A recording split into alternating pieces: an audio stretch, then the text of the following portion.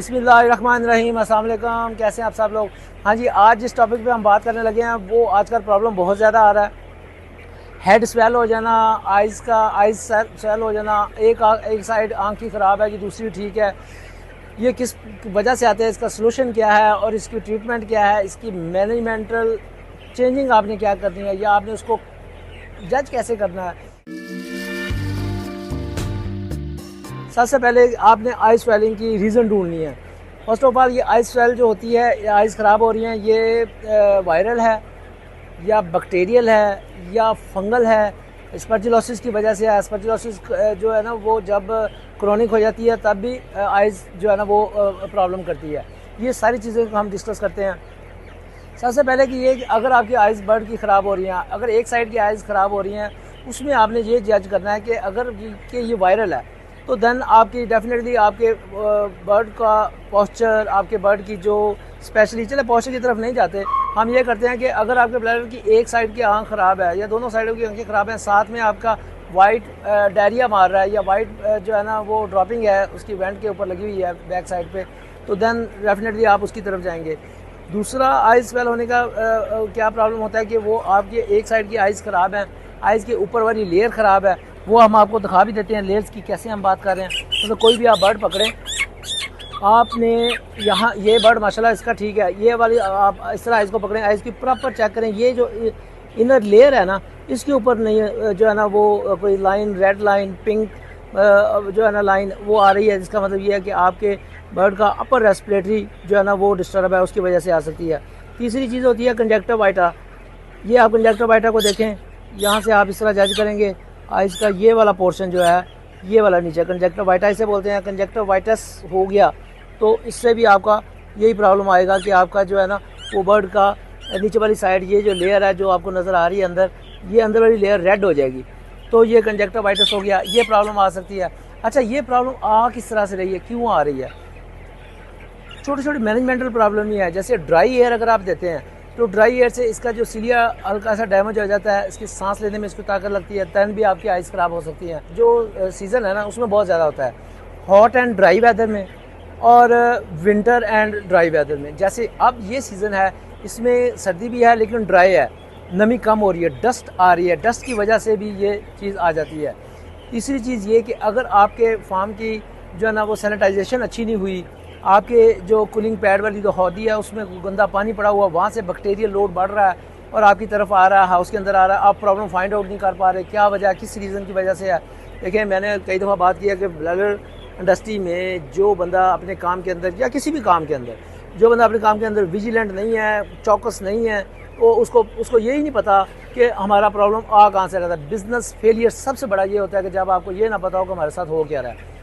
अच्छा, तीसरी रीज़न आपको बैक्टीरियल लोड का बता दिया। अगर आपके फार्म के अंदर बैक्टीरियल लोड है तो देन भी ये काम होगा। अच्छा, ये आपने कैसे जज करना है? ये आपने अपनी दीवारों के साथ, पिलरों के साथ ये चीज़ें चेक करनी है। यहाँ पे डस्टी मटेरियल तो नहीं लगा हुआ, जैसे हम आपको चलते हैं यहाँ से दिखाते हैं, ये डस्टी मटेरियल तो नहीं लगा हुआ इस तरह का, और कोई ऐसे आपने कुछ चीज़ें तो नहीं रखी हुई जो फार्म के अंदर आपको मौजूद हों। जैसे ये हमने आपको बताने के लिए रखा है कि ये चीज़ आपके फार्म के अंदर नहीं होनी चाहिए।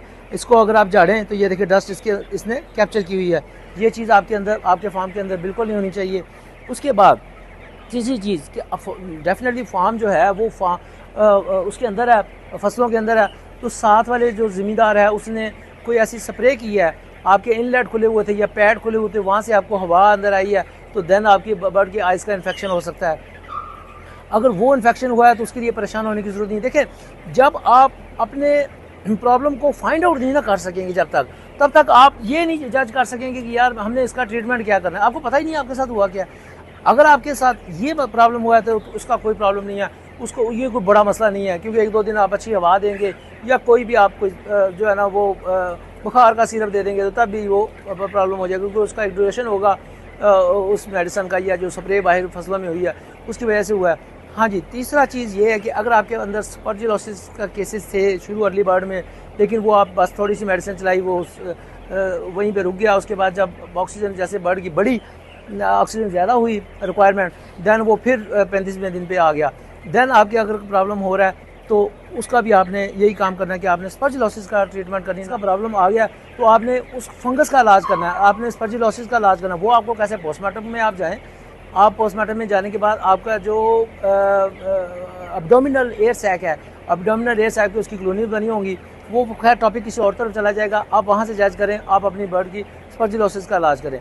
तीसरी चीज़ ये है कि आपका कंजक्टिवाइटिस आ गया है, वो इस वजह से आया है कि आपके बर्ड को ड्राई एयर लगी है, ड्राई एयर गई है, डस्टी एयर गई है। जैसे अब फीडिंग का टाइम है, जैसे आप देखें माशाल्लाह बर्ड पूरा उठा हुआ है, हर तरह से बर्ड एक दूसरे के ऊपर है, इसके अंदर से बर्ड के अंदर फर, हल्की हल्की ब्रीक फर निकल रही है, और जो लिटर के अंदर भी डस्ट है अगर थोड़ी बहुत, वो उड़ रही है। बर्ड के अपने परों के साथ जो फर होती है ब्रीक, वो उड़ रही है, वो भी इसकी सांस के थ्रू इसकी नाली के अंदर जा रही है, इसकी वजह से भी प्रॉब्लम आ सकता है। उसका सलूशन क्या है कि आप जब भी अपनी लाइटें ऑन करें, आपके पास नंबर ऑफ़ फीडर्स ज़्यादा होने चाहिए, स्पेस आपकी ज़्यादा होनी चाहिए, ताकि बर्ड का बहुत ज़्यादा रश ना डले और बहुत ज़्यादा भूख ना दें बर्ड को, ताकि वो इतना ज़्यादा टूट के ना आ जाए कि अफरा तफरी हो।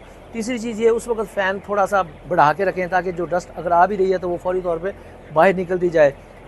अच्छा, ये भी प्रॉब्लम आपको शो कर देगा कि आप जब खुद से अपने बर्ड को देखेंगे, अपने बर्ड की ऑब्ज़र्व करेंगे, तो आपको, अगर आप लाइट के बिल्कुल पास जाके, यूँ पास जाके देखें, तो आपको ज़रात वहाँ से नज़र आते हुए जो है ना, उड़ते हुए नज़र आएंगे। दैन भी आपको पता चल जाएगा कि आपका प्रॉब्लम जो है वो डस्ट की वजह से आया है। और उसके बाद तीसरी चीज़ ये है कि अगर आपको ट्रैकिया हो गया है, मतलब ट्रैकिया अगर इसका डैमेज हो गया है, उसकी वजह से भी ये प्रॉब्लम आ सकता है। अच्छा, तीसरी चीज़ ये है कि अगर आपके पास एक्सेसिव वाटर आ गया है, बर्ड रबिंग कर रहा है, टीयर्स जो है ना वो उसकी हो रही है, एक्सक्रीशंस हो रही हैं बर्ड के आइज़ में, दैन भी यही प्रॉब्लम है कि आपने उसको इनसफिशिएंट वेंटिलेशन दी है, तब आपका आइज़ का प्रॉब्लम हुआ है। अगर आप ये चीज़ जज करने में कामयाब हो जाते हैं, जैसे हमने आपको बताया कि हर चीज़ को दूसरी चीज़ के साथ रिलेट करें, अपने बर्ड की हेल्थ को उसके साथ रिलेट करें कि आप बर्ड की हेल्थ अच्छी है, सिर्फ एक साइड की आंख जो है ना वो ख़राब हो रही है, तो वो उसकी आप इस तरह से जज करें। कोई भी बर्ड पकड़ें, अपने बर्ड को करीब से देखें, यूँ करीब से देखें, एक साइड की आंख बिल्कुल ठीक है, अगर आपको लग रहा है यार दूसरी साइड की आंख जो है ना वो थोड़ी सी जो है ना, एक एजेस हैं आइज़ के, ये वाले जो एजेस हैं, एजेस के ऊपर भी अगर कोई झिल्ली नुमा चीज़ आ गई है, वो और चीज़ है, वो उसकी आपको ट्रीटमेंट करनी पड़ेगी। अगर ये झिल्ली नहीं है, कंजक्टिवाइटिस है, पिंक आई है, तो उसका आपको ट्रीटमेंट जो है ना वो बहुत मेजर करने की ज़रूरत नहीं है, आपके बर्ड आपको खुद बताएगा।